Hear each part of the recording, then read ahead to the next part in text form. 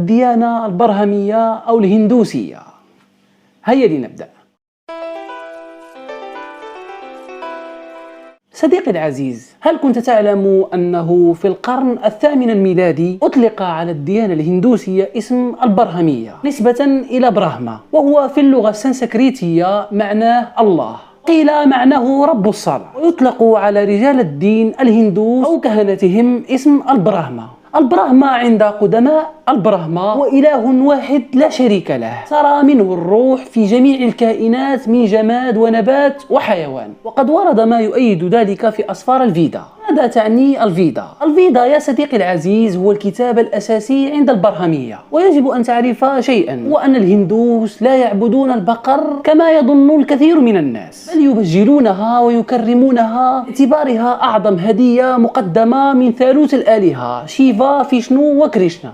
هذه الأخيرة تعتبر فلسفات معقدة في الهندوسية، معناها الله الواحد خالق هذا الكون، ما يعني أنهم يعبدون إله واحد ومؤمنين بأن عظمته تتجلى في كل المخلوقات. وباعتبار الأبقار هي أكبر هدية منحها لهم الله، لأنها كائنات نباتية والأكثر عطاء، وأيضا تقدم الألبان والقشطة والجبن والسمن والروث وغيره، فهم يمتنعون كل الامتناع عن ذبحها، لأنه من غير اللائق معاملة أكبر هدية إلهية بهذا الشكل حسب اعتقادهم طبعا. بغض النظر عن أنها ديانة شديدة القدم، فتعود أصولها إلى ما قبل اليهودية بأكثر من 2000 سنة، يصل عدد معتنقيها لأكثر من مليار بني آدم، ما يعني أنها ثالث ديانة من حيث عدد أتباعها بعد الإسلام والمسيحية. بعض الآراء تعتقد أنها مستمدة من تعاليم سيدنا إدريس عليه السلام.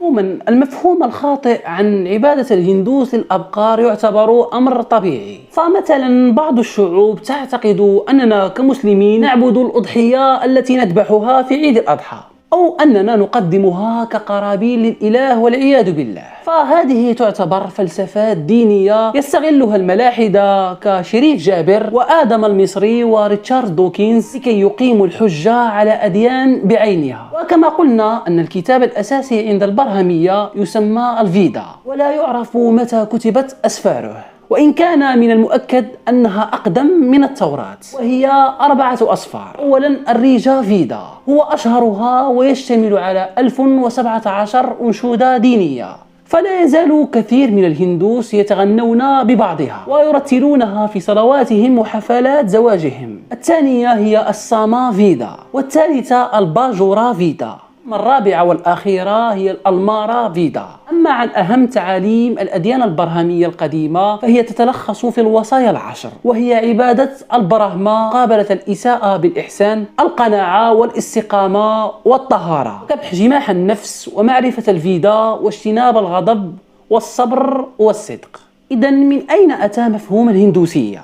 والله يا صديقي، الهندوسية ديانة لا تنتسب إلى مؤسس محدد شخصيا، إنما تشكلت عبر امتداد كثير من القرون منذ عهد العصور الحديدية، ولذلك فكثيرا ما يطلق عليها أقدم ديانة حية في العالم. أما كلمة هندو بكسر الهاء هي كلمة فارسية الأصل، ما كانت هذه الكلمة الديانة الهندوسية، بل استعملها الفرس للإشارة إلى القوم الذين يسكنون ما وراء نهر السند في الجزء الشمالي الغربي من شبه القارة الهندية. وكانت العبادة في الديانة الهندية القديمة قاصرة على أناشيد الريجا فيدا، أقدم أسفار الفيدا، لكن عندما كثر الكهنة جعلوا للديانة أسرارا خفية وأسرارا ظاهرة، وكثرت الرموز والطقوس والشعائر، وابتدع ما لم يكن له أصل في كتب الفيدا، وغيروا بعض معانيها، وابتدعوا أيضا الثالوث الهندي براهما، فيشنو وشيفا،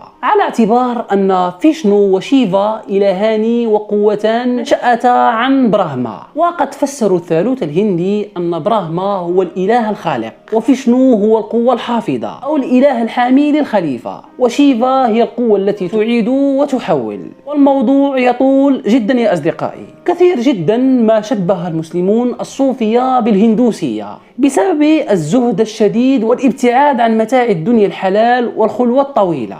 في النهاية أصدقائي، ما رأيكم في هذه الديانة العجيبة؟ أتمنى أن تعطوني آراءكم في التعليقات. أيضا هل تقترحون أن نتكلم عن ديانة أخرى؟ فرأيكم يهمني.